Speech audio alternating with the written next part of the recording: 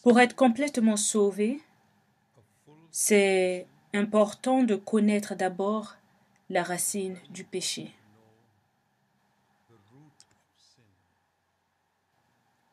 La plupart du temps, les gens, quand ils parlent du péché, c'est en fait son fruit. Ils parlent par exemple des petites choses comme fumer, boire, jeu d'argent, ou encore des grandes choses comme par exemple jalousie, orgueil, mauvaise pensée ou encore colère. On peut se croire plus spirituel, oui, c'est vrai qu'on est plus spirituel que ceux qui se disent que le péché c'est seulement se bagarrer ou se quereller.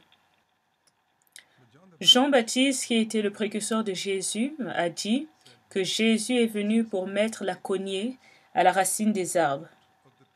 C'est ce qu'il a dit dans Matthieu chapitre 3. C'est donc très important de connaître où est cette racine dans notre vie.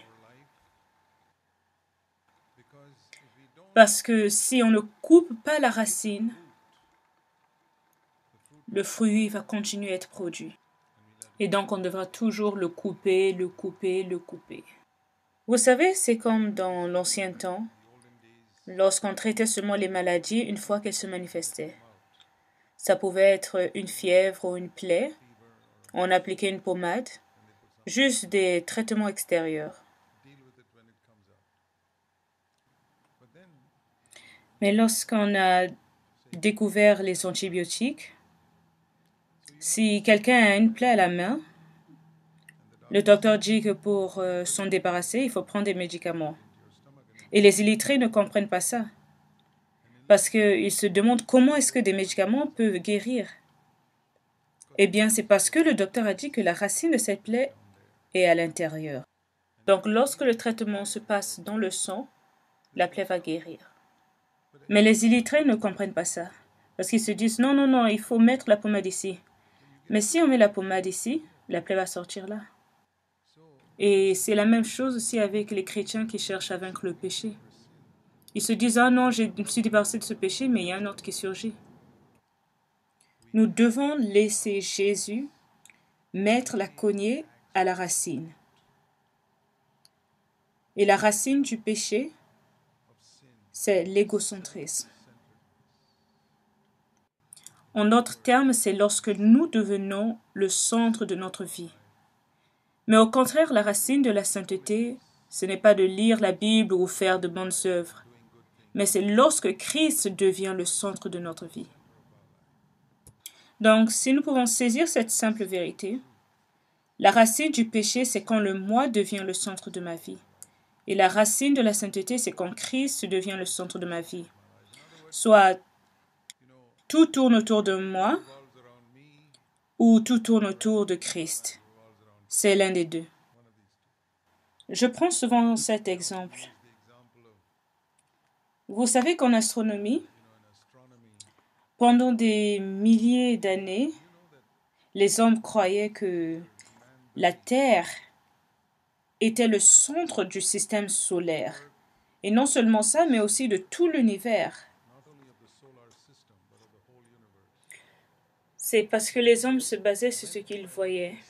Ils voyaient le soleil tourner autour et revenir.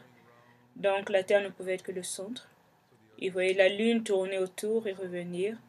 Ils voyaient même les étoiles tourner autour et revenir. Ils avaient cette impression que la Terre était le centre de l'univers. Et ça se comprend. Même des gens intelligents comme Pierre et Paul, ils croyaient que la Terre était le centre. Mais il y avait un homme qui avait décidé de contester cette déclaration il y a 700 ou 800 ans de cela. Il s'est dit, laisse-moi vérifier si ce que mes parents et grands-parents disent est vrai, et il a découvert qu'ils avaient tort. Il a découvert que la Terre n'est même pas le centre du système solaire. Et voilà comment plusieurs vérités de la science ont été découvertes. C'est comme ça qu'aujourd'hui, nos équations et réponses sont justes parce que nous avons trouvé le centre exact. Tant que l'homme n'avait pas découvert le centre exact, il y avait toujours quelque chose d'anormal dans leurs calculs et leur compréhension de la physique. Il y avait quelque chose d'anormal parce que le centre n'était pas exact. Et dans notre recherche de la sainteté, il y aura toujours un problème. Si nous considérons ceci comme péché, ça comme péché, nous cherchons à se débarrasser de ce péché-ci, cette habitude-là, il y aura toujours un problème tant qu'on ne se concentre pas sur la racine afin de découvrir le centre exact.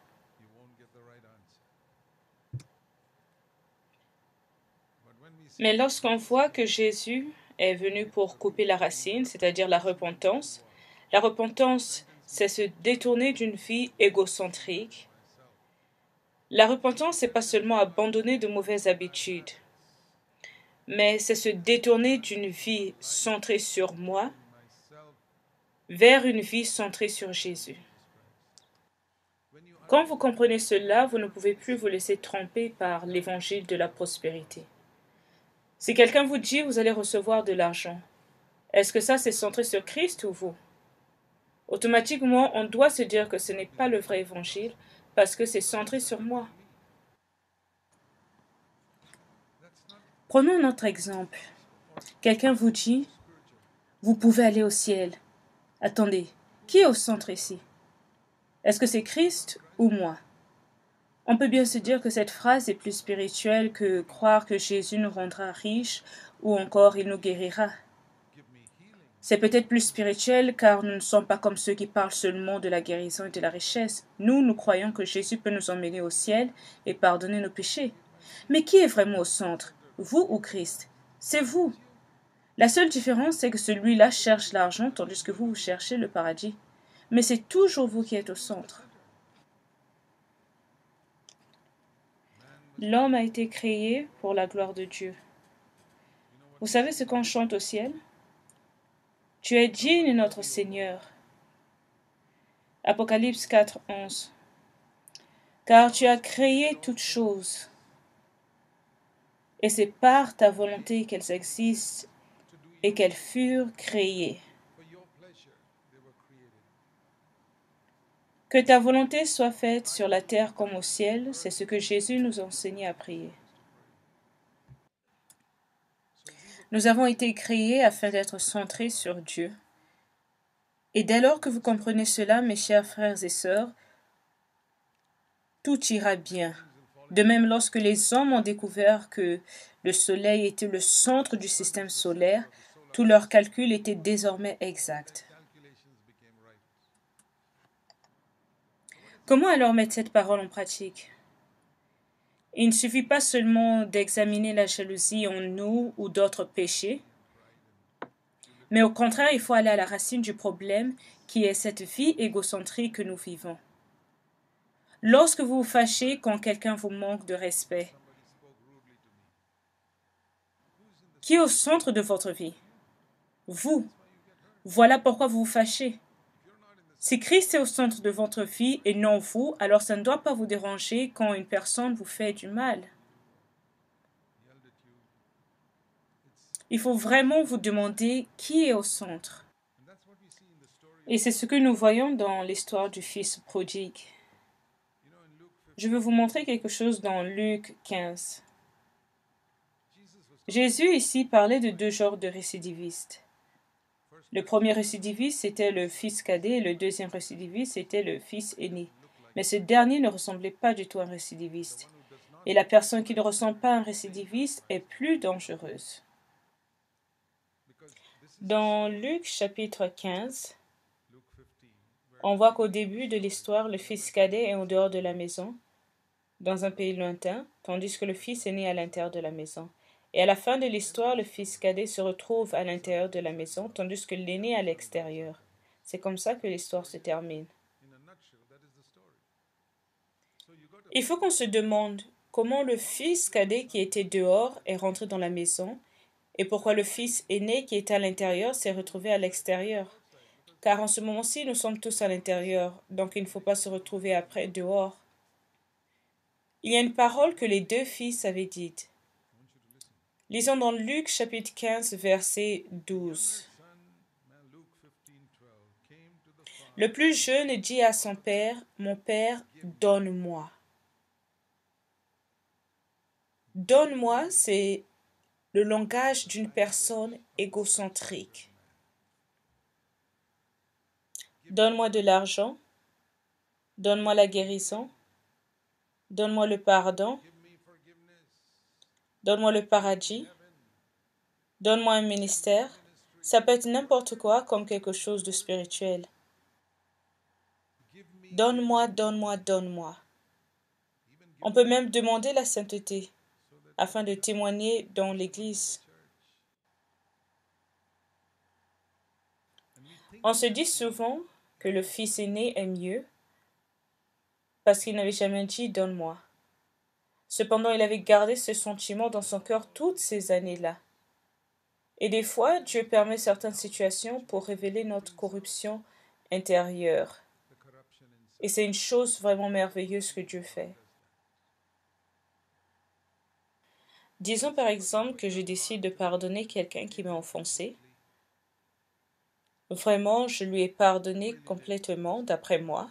Je n'ai rien contre cette personne.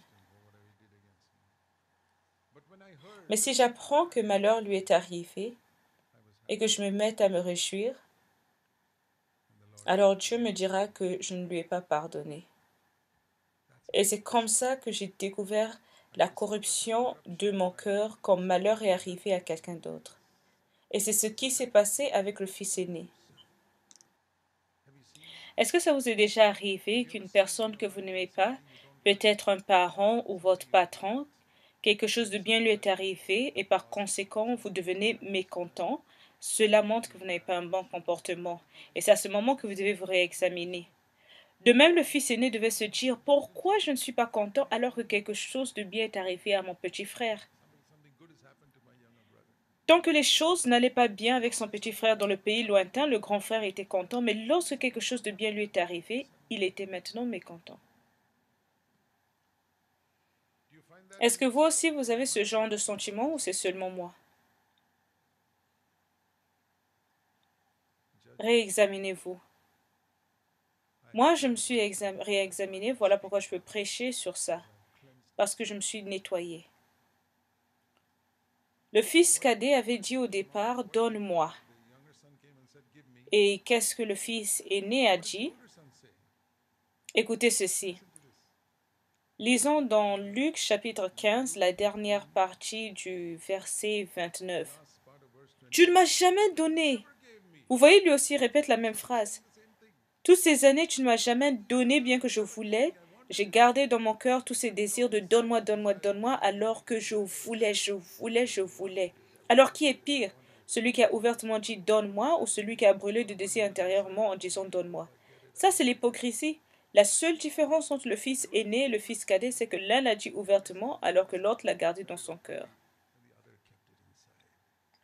Je peux vous le dire que la plupart des gens qui prêchent sur la sainteté, la seule différence qu'il y a entre eux et les pécheurs, c'est que les uns pêchent ouvertement, tandis que les autres brûlent de désir dans leur cœur et se disent plus saints.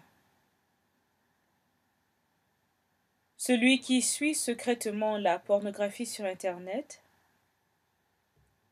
est pire que l'autre qui avoue qu'il suit et aime la pornographie sur Internet.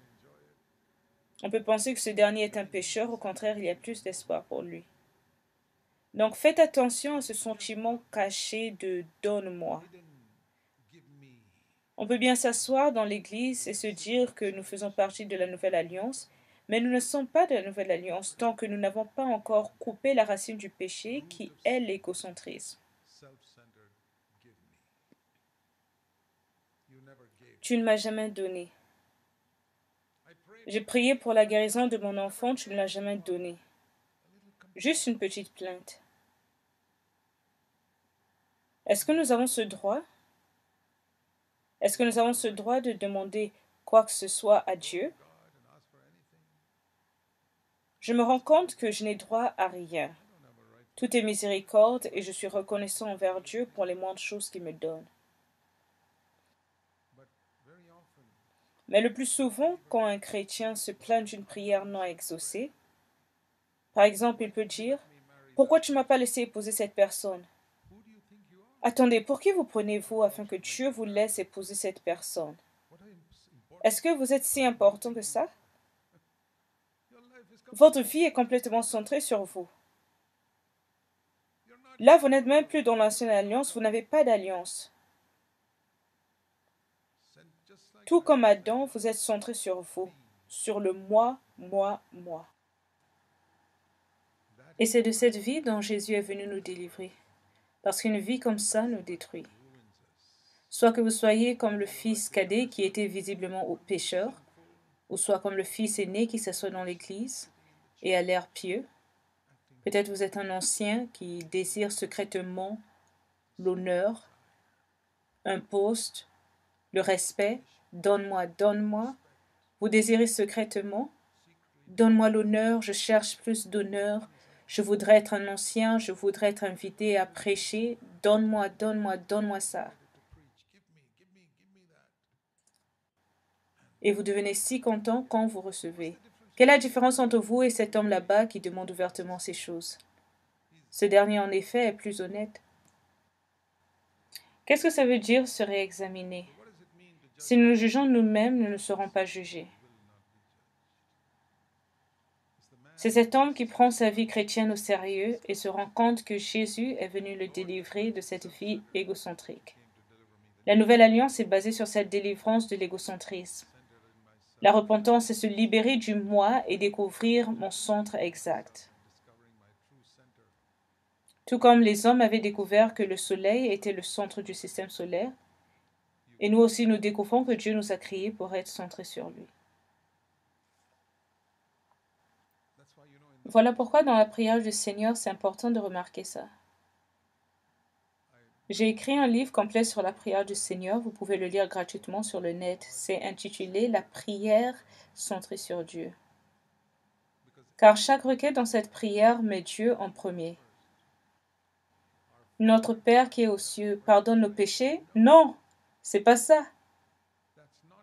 On peut bien se dire que le pardon vient en premier, mais dans ce cas-là, c'est nous qui sommes au centre. Non. Père, que ton nom soit sanctifié. Ton nom n'est pas sanctifié à cause de ma vie de péché. Vous voyez, c'est de cette façon que nous devons penser. Si je commence à dire « Mon Père qui est aux cieux, pardonne mes péchés », je suis toujours égocentrique.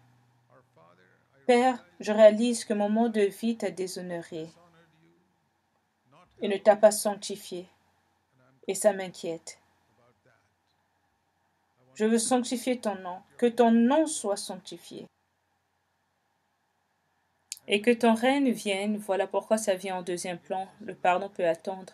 Ton règne doit venir, peu importe ce qui peut m'arriver, peu importe si je ne guéris pas du cancer, j'oublie ça. Que ton règne vienne.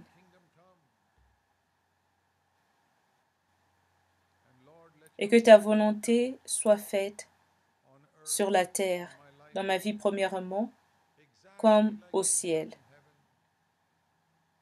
Là où les anges exécutent la volonté de Dieu rapidement et joyeusement.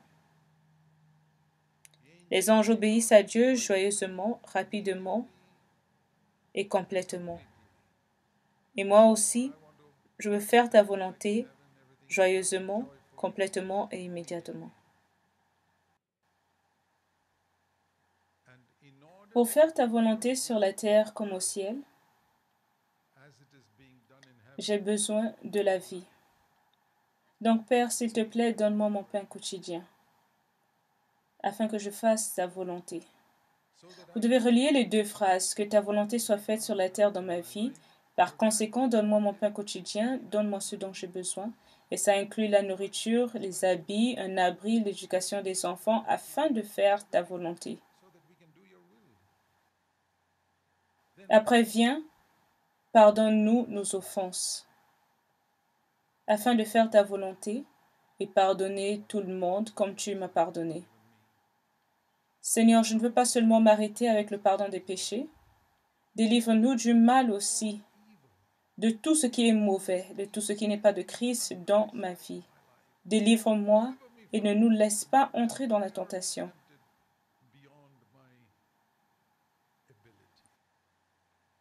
Je sais qu'il y a une promesse qui dit que Dieu ne permettra pas que nous soyons tentés au-delà de nos forces, mais il veut quand même qu'on prie pour ça. Tout comme Jésus avait dit que notre Père sait de quoi nous avons besoin avant qu'on le lui demande, mais il veut quand même qu'on prie pour notre pain quotidien. Votre Père céleste sait que vous avez besoin du pardon des péchés, mais il veut quand même que vous priez pour ça. Bien que votre Père céleste ne permettra pas que vous soyez tentés au-delà de vos forces, il veut quand même que vous priez afin de ne pas être tentés au-delà de vos forces. Par cette prière, le Seigneur leur enseignait que dans la Nouvelle Alliance, ils ne devaient plus prier comme dans l'Ancienne Alliance. Dans l'Ancienne Alliance, les gens priaient pour la bénédiction et la rétribution de leurs ennemis. C'est intéressant quand on lit par exemple dans les psaumes les gens qui disent « Dieu, écrase la tête de mes ennemis ».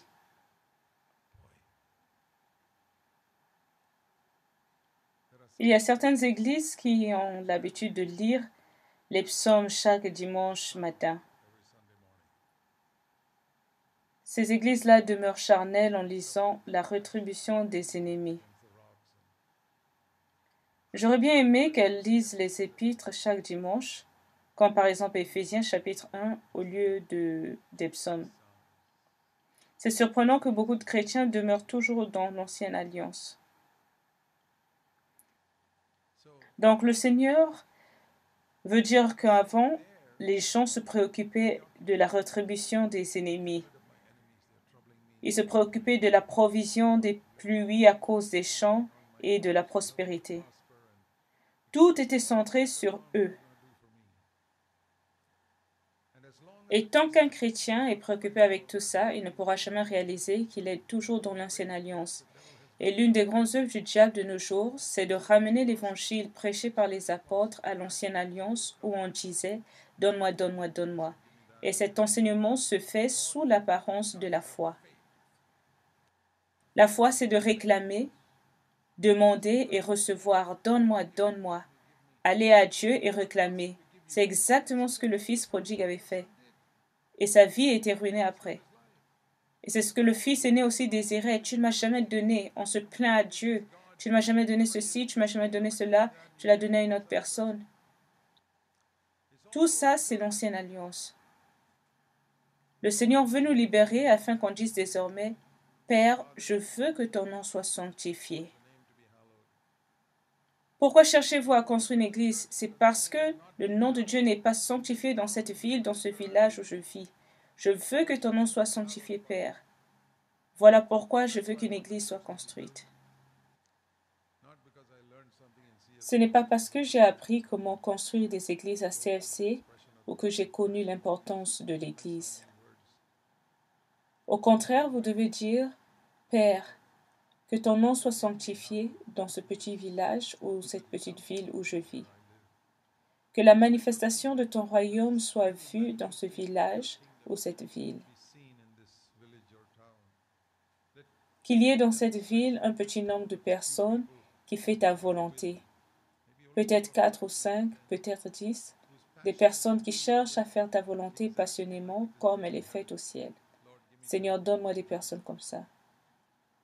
Pas juste 100 personnes qui viennent seulement chanter des chansons et écouter les sermons puis retourner à leur maison. Non. Donne-nous une église centrée sur toi. Et s'il n'y a que 3 personnes, ça ne fait rien. On ne veut pas un mélange de personnes qui désirent persister dans leur vie égocentrique et celles qui cherchent à plaire à Dieu en s'éloignant de l'égocentrisme, afin que le nom de Christ soit honoré et que le nom de Dieu soit sanctifié. C'est comme ça que ça doit se passer. Une personne égocentrique, comme le fils aîné, se plaint toujours à Dieu. Je veux vous demander, est-ce que vous aussi vous plaignez à Dieu? Le verset 29 dit, « Il y a tant d'années que je te sers. » Est-ce que vous dites ça aussi? Il y a tant d'années que je te sers. Jamais tu ne m'as donné ceci. Jamais tu ne m'as donné cela. Pour qui vous prenez-vous? Vous pensez avoir fait un travail extraordinaire en servant Dieu après tant d'années? Quel orgueil! Vous pensez que Dieu vous doit un grand salaire parce que vous l'avez servi pendant tant d'années? C'est comme si Dieu avait besoin de vous. Il y a des millions d'anges qui servent Dieu 100 fois mieux que vous, sans salaire. Est-ce que vous savez que servir Dieu est un privilège et un honneur? C'est un énorme privilège de faire quelque chose pour Dieu. Mais lorsqu'on se plaint en disant « Dieu, je t'ai servi, j'ai chassé les démons, j'ai fait des miracles », c'est toujours ce même esprit-là. Maintenant, Père, je mérite le paradis. Et le Seigneur dit, je ne vous ai jamais connu. Pourquoi le Seigneur répond de la sorte à ces personnes qui ont fait beaucoup pour lui? C'est parce que le péché se trouve toujours au centre de leur vie. Vous êtes centré sur vous. Vous ne pensez qu'à ce que vous avez fait pour Dieu. Il y a quelques années de cela, à l'occasion de mon anniversaire, j'avais demandé un verset au Seigneur. Et Dieu m'avait donné ce passage. Luc chapitre 10, verset 20. Cependant, ne vous réjouissez pas de ce que les esprits vous sont soumis, mais réjouissez-vous de ce que vos noms sont inscrits dans les cieux. Réfléchissez un peu à ces deux phrases. Les esprits me sont soumis au nom de Jésus, c'est-à-dire ici Zach Pounen a fait quelque chose. Et mon nom est inscrit dans les cieux. Ici, je n'ai rien fait. Le Seigneur m'avait dit, « Réjouis-toi non de ce que tu fais pour moi, mais de ce que je fais pour toi. » C'était vraiment une belle parole pour moi. Ne te réjouis pas de ce que tu fais pour Dieu, mais de ce qu'il fait pour toi. Parce qu'on ne mérite absolument rien, mais Dieu a tout fait pour nous. Notre vie est centrée sur Dieu quand on se réjouit de ce qu'il a fait. Mais si nos pensées sont toujours sur ce que nous avons fait pour Dieu, c'est là une vie égocentrique. Quand notre vie est centrée sur Dieu, nous sommes tous au même niveau. Mais si par exemple je me réjouis de chasser les démons, ça veut dire que je suis mieux que ceux qui n'ont jamais chassé les démons. Et même si quelqu'un d'autre l'a déjà fait, ça devient de la concurrence. Combien de démons as-tu chassé comparé à moi? Par conséquent, je peux m'enfler d'orgueil. Combien de péchés as-tu vaincu comparé à moi? Il y a toujours de la compétition même quand ça vient aux choses spirituelles. Mais lorsque Dieu a inscrit mon nom dans les cieux et qu'il l'a fait aussi pour une autre personne, là nous sommes tous au même niveau. Quelqu'un peut par exemple dire comment nous sommes au même niveau alors que moi je me suis converti il y a 50 ans de cela et toi tu viens de venir dans la foi. C'est ça le royaume des cieux. Est-ce que vous voulez entrer dans ce royaume des cieux où Dieu met tout le monde au même niveau, quelles que soient les années passées dans le christianisme? C'est ça le royaume des cieux. On ne se réjouit pas de ce qu'on a fait pour Dieu, mais de ce qu'il a fait pour nous. Je vais vous dire quelque chose. Lorsqu'on sera au ciel, si vous y parvenez, vous y parviendrez si vous êtes centré sur Dieu, ça c'est sûr. Mais si vous êtes égocentrique, je ne sais pas. Lorsqu'on sera au ciel, on découvrira que tout le monde là-bas loue Dieu en disant « Seigneur, c'est grâce à toi, c'est grâce à ta mort. » Nous serons des prêtres. On ne cherchera pas à compter le nombre de démons que Pierre avait chassés comparé à Paul, ni ce que cet homme-ci et cet homme-là ont fait. Ces choses-là se font ici sur terre. Comme par exemple ces rapports-là que les gens envoient, on a planté des églises ici et là. Au ciel, c'est Jésus qui est mort pour nous et nous a établis au même niveau que les nouveaux convertis. Que devient alors nos œuvres pour Christ? Eh bien, nous les avons faites par reconnaissance, donc on ne s'enorgueillit pas. Car celui à qui l'on pardonne beaucoup aime beaucoup, tandis que celui qui pense qu'on lui pardonne peu aime peu. Nous éprouvons beaucoup de difficultés dans notre vie chrétienne parce que nous essayons de vivre dans cette nouvelle alliance de manière égocentrique. Ça ne marche pas comme ça. Tous nos efforts sont inutiles. C'est comme cette histoire que j'avais entendue, où un homme cherchait à aller d'un état à un autre en traversant une rivière. Dans l'état où il résidait, c'était interdit de boire l'alcool, alors que de l'autre côté de la rivière, la consommation d'alcool était permise. Donc cet homme était rentré dans sa pirogue et commençait à ramer. Lorsqu'il est arrivé dans l'autre état, il s'est mis à boire, boire et boire. Et de retour à sa pirogue, complètement saoul, il s'est mis à ramer pour rentrer chez lui. Cependant, la pirogue n'avançait pas, malgré ses efforts. Il ramait, ramait, ramait, et quand il a commencé à faire jour, il s'est rendu compte que sa pirogue était toujours attachée à l'arbre. Beaucoup d'activités chrétiennes sont pareilles. Je fais ceci pour le Seigneur, je fais cela, je vais ici, je vais là, je donne de l'argent. Mais ma vie est toujours égocentrique. Au contraire, il vous faut juste un peu d'effort et vous irez loin. Voilà la vie chrétienne. Il faut juste couper cette corde qui vous relie à la vie égocentrique. Je ne vous donne pas une théorie, mes frères et sœurs.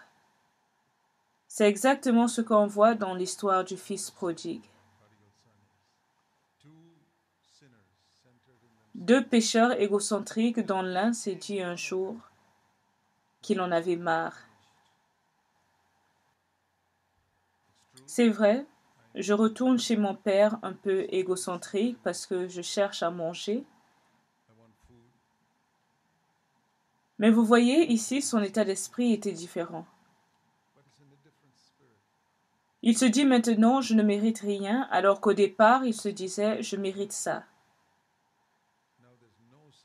Je veux vous demander, mes frères et sœurs, lorsque vous allez vers Dieu, est-ce avec ce sentiment-là? Je mérite ceci, Dieu, parce que je t'ai servi pendant tant d'années? Ou bien vous dites, Père, je ne mérite rien. Ce que je mérite, c'est l'enfer, et le reste, c'est ta miséricorde. Merci. Je suis un enfant de Dieu, par miséricorde. Je n'ai pas une faible estime de soi en disant que je suis un ver de terre. Non, non, non, je suis un enfant de Dieu, mais je ne m'enorgueillis pas, parce que c'est miséricorde. Et à ce moment-là, je suis maintenant au même niveau que les autres. Pour tous ceux qui s'enflent encore d'orgueil, qui méprisent les autres parce qu'ils ne sont pas assez cultivés ou éduqués qu'eux, je vous dis que vous avez besoin d'être éclairés. Vous devez couper cette corde qui retient la pirogue à l'arbre, c'est-à-dire cette vie égocentrique. Par conséquent, vous apprécierez mieux vos frères.